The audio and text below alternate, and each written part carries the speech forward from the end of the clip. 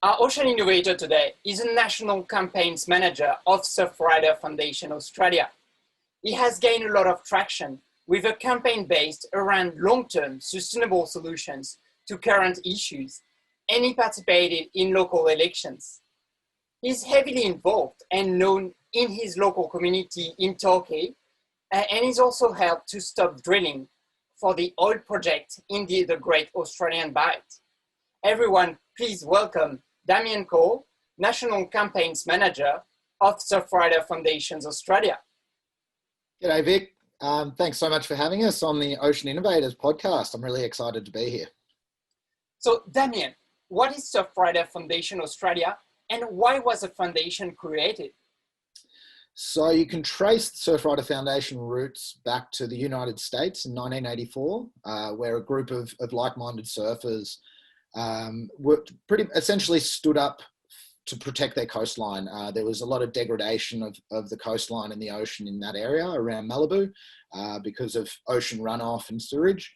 So they started up a group which was in opposition to any degradation of the coastline.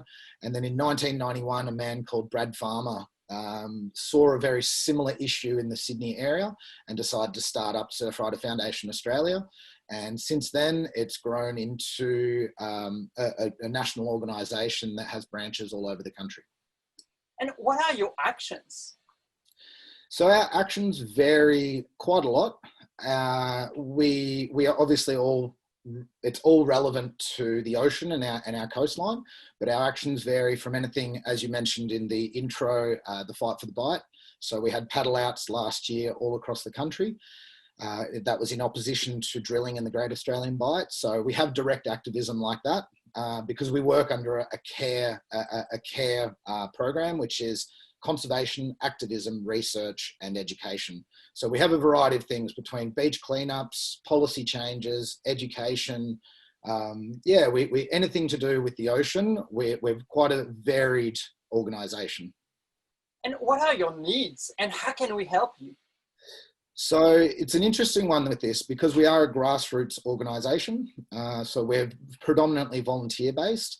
And as we do have a very diverse range of actions and programs, we'd love to get more volunteers on board with certain skill sets, whether it be legal, financial, in the education realm. So those skilled volunteers would be greatly appreciated. And another one, being a grassroots organisation, we're heavily based on memberships. So for anyone who lives on the coast, if you do love the ocean, SurfRider Foundation we represent those coastal communities and we represent the protection of the ocean. So membership goes a very, very long way. So Damien, can you tell us more about your newest initiative to reach local youth and coastal businesses? Yeah, this one's a really interesting one. So we're in the process of restructuring our Ocean Friendly program, which is an accreditation for businesses who are reducing their impact on our oceans in a variety of different ways, although we are going to be starting predominantly with the plastic, their single-use plastic usage. Now, this business model that we're going to have with this Ocean Friendly program will be a membership-based one, and an annual membership fee will apply to these. And a portion of that money will then go back into the school system, into their local community. So whichever schools choose to start working with us. And from that, we'll be creating some junior and youth clubs or branches, which will then look after themselves and their schools to ensure that they become ocean friendly.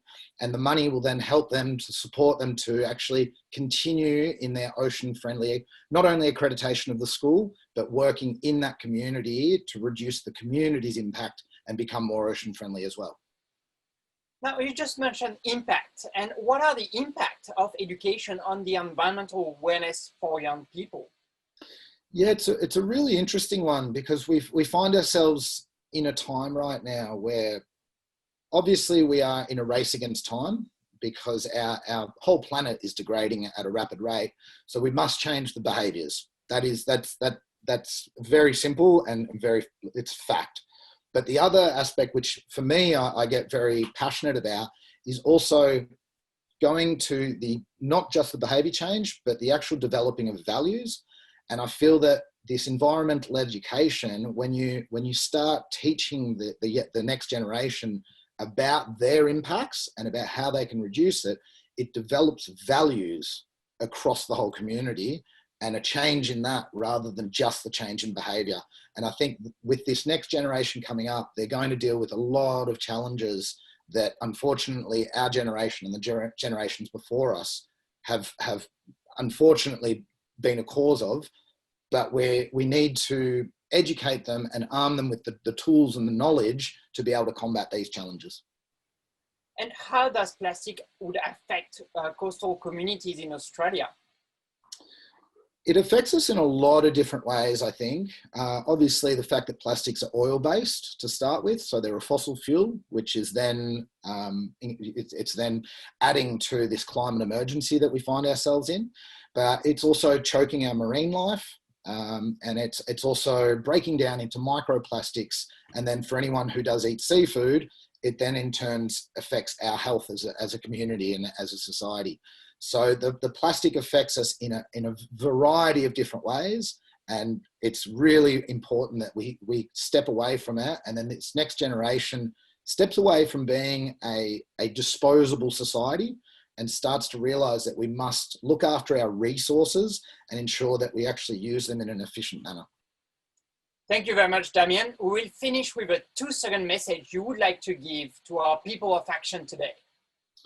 Yeah, it's quite simple for us. It's that everything leads back to the ocean, and that we are all connected by one ocean.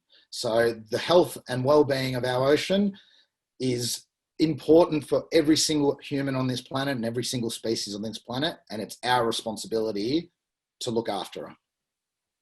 And there we go. That was Ocean Innovators release number 10, celebrating 10 years to achieve the United Nations Sustainable Development Goals. Don't forget to press the bell button to subscribe, and we will see you next time.